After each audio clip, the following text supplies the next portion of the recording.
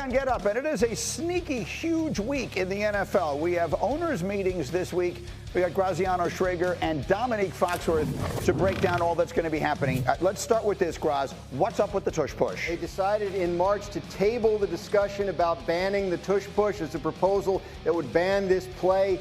A lot of the people that held out didn't want to vote on it, wanted it reworded. So we'll see what the proposal looks like when the owners get it in their hands this week. It is possible they could vote to make this an illegal play. And what they'd be voting against basically is it be illegal to push a ball carrier, which forever used to be the rule. Dominique Foxworth, should they eliminate the Tush Push?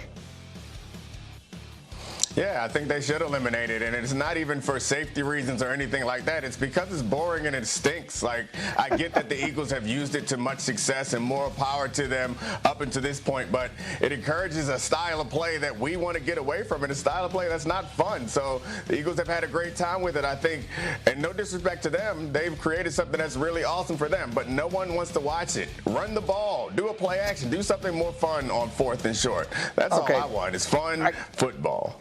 I kind of like that thought on it, and we'll get back to that one because I want to get to the third one here, but we'll save some more time for the Tush Push.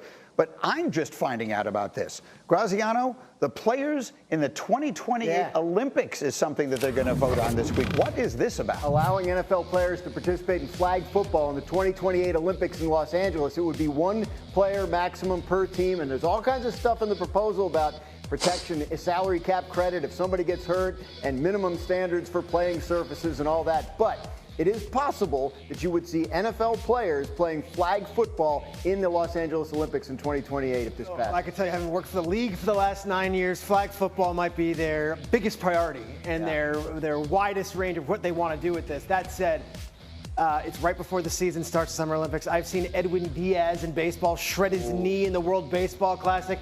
I don't want to see Tyreek Hill get injured because he beat Latvia in a flag football game. I don't need to see Zay Flowers get hurt because they finally got the best of Turks and Caicos. I'm good. There's a lot of adult men leagues and women's leagues. Let them play in the Olympics. The NFL, stick to training camp. Latvia, by the way, is a 6.5-point underdog in that game. Artis Urbe playing for Latvia this week. Okay, and then finally, Graziano, this is the one I wanted to save the most time for because this is the one that fascinates me.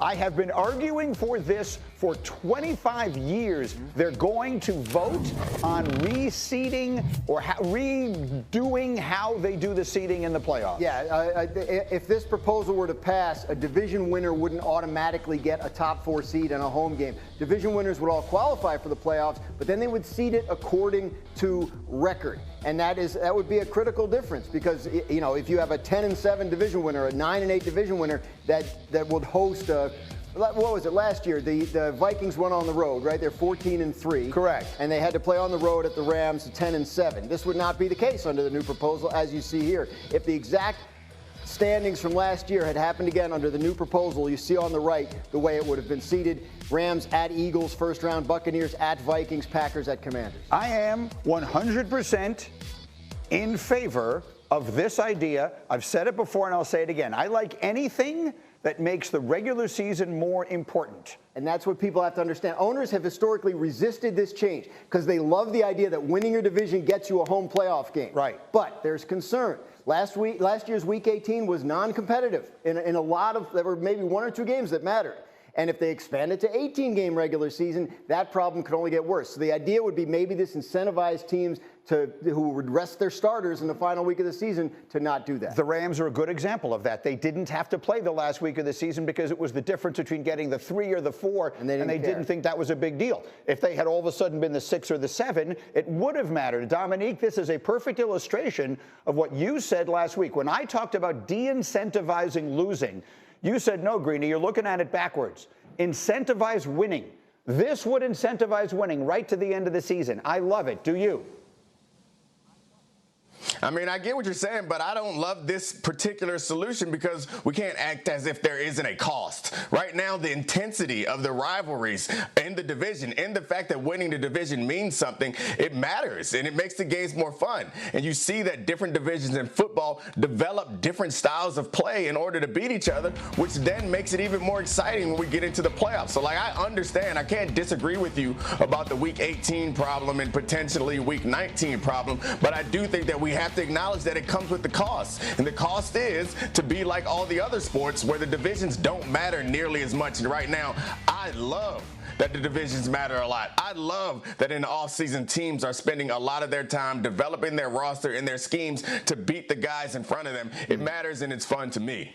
What do you think? I think it dilutes rivalries, like Nick is saying. I also think if you're a fan of the Cleveland Browns right now, you haven't hosted a playoff game since 1995. You haven't. But right now in May and in June and July, you're thinking, this is the year we're going to host a playoff game, and I'll be in that building. The Jets have been since 2003. The Raiders have been since 2003. Just a few years back, the Lions had that Sunday night home playoff game, and Mike Tirico was on the call and was like, this is for the generations of fans who have not seen a home playoff game. I think for the owners, they look at it and say, we have a 1 in 4 chance of having that happen. I think that still carries a lot of weight and a lot of value to those fan bases. I would hate to dilute that and say, you won the division, but you actually had less losses, so you can't have a home game. Sorry, fans. I wouldn't change it. How about this? I don't know that this is part of the conversation, but I've heard it bandied about, that if you win the division with a sub-500 record, then you don't get the home playoff game, that would change it, that you would then be barring against the really mediocre team in the really bad division. I mean, I think that's part of this. That would be a result of this. But right. No, I think they want the division winners to still get in, right? So if hypothetically in this situation, the 4th wild card team had a better record than one of the division winners, they're out of luck. Correct. Division winners, and the tiebreaker would go to the division winners. So like last year, Vikings and Eagles, both 14-3. The Eagles would have got the better seed because they won their division. Because they won their division, even if the Vikings had beaten them in the regular season. Oh, so I see. You'd still have ways to incentivize winning the division. It just wouldn't be. You'd take away that home game that Peter's talking about. All right, so I think if we can agree on one thing, it's that we think it's a good idea communally, and I'm right. Okay, fair enough. Our need for this man, Dan Graziano. Dan, there's a lot of gravitas with the Dan Chives. What more are you hearing on the possible details of this discussion, Dan?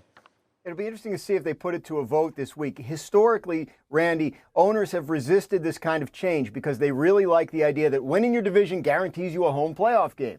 But there is some sentiment that if you made a change like this, it might increase the competitive level of the late season games. If you think back to last year, Week 18, really were only 1 or 2 games that mattered. A lot of teams rested their starters.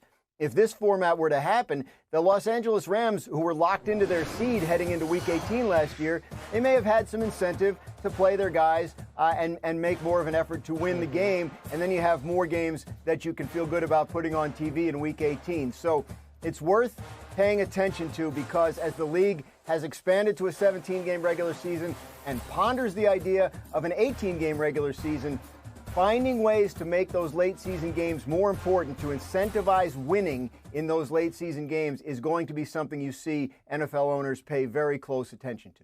What else, Dan, in addition to the playoff potential reseeding, what else is at the center of the talks this week? Well, if you remember back in March at the